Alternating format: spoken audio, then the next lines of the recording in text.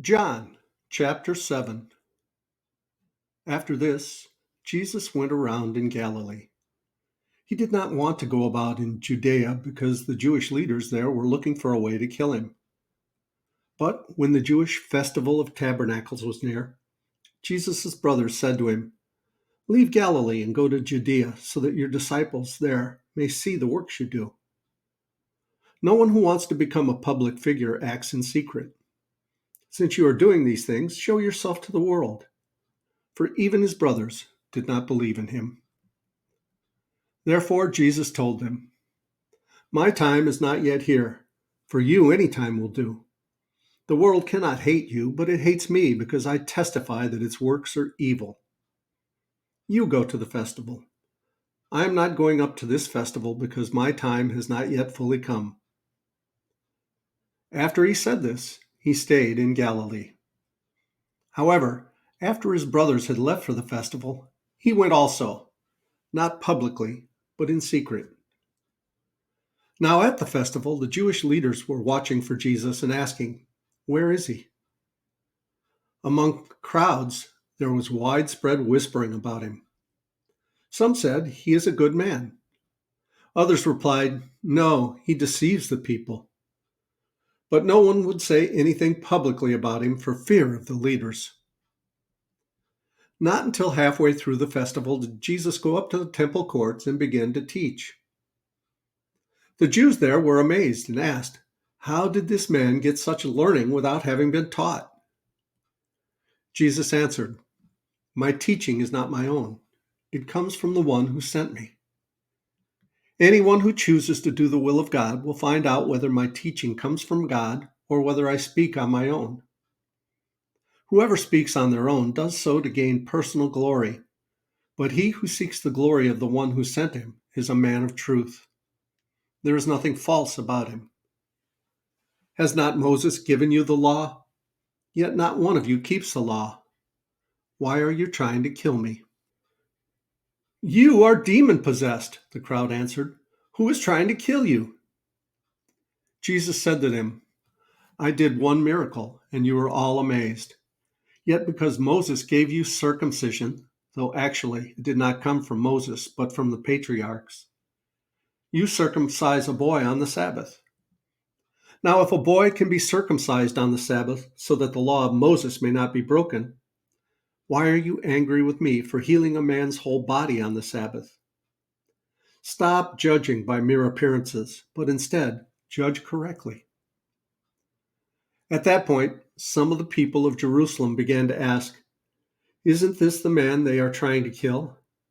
Here he is speaking publicly, and they are not saying a word to him. Have the authorities really concluded that he is the Messiah? But we know where this man is from. When the Messiah comes, no one will know where he is from."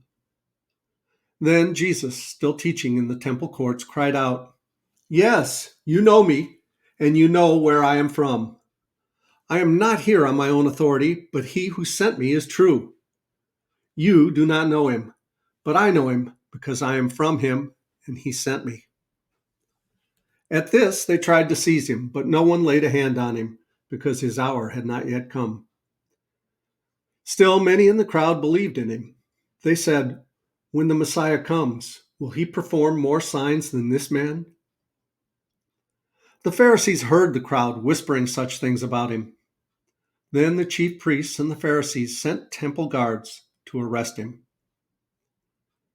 Jesus said, "I am with you for only a short time, and then I am going to the one who sent me. You will look for me, but you will not find me, and where I am, you cannot come." The Jews said to one another, "Where does this man intend to go that we cannot find him? Will he go where our people live, scattered among the Greeks, and teach the Greeks?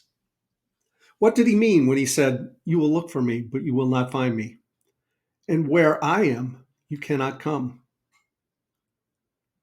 On the last and greatest day of the festival, Jesus stood and said in a loud voice, "Let anyone who is thirsty come to me and drink.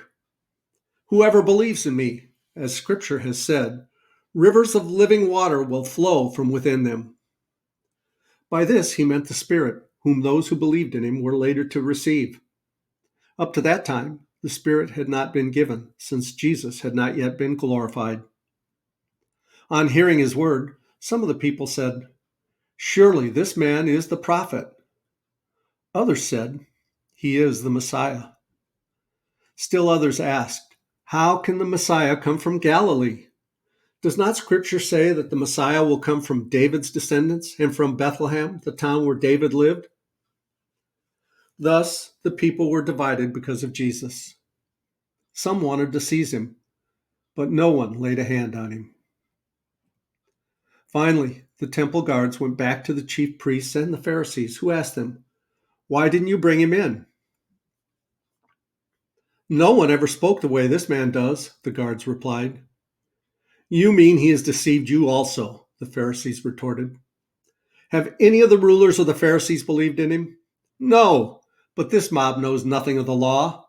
There is a curse on them." Nicodemus, who had gone to Jesus earlier and who was one of their own numbers, asked, "Does our law condemn a man without first hearing him to find out what he has been doing?" They replied, "Are you from Galilee too? Look into it, and you will find that a prophet does not come out of Galilee." Then they all went home.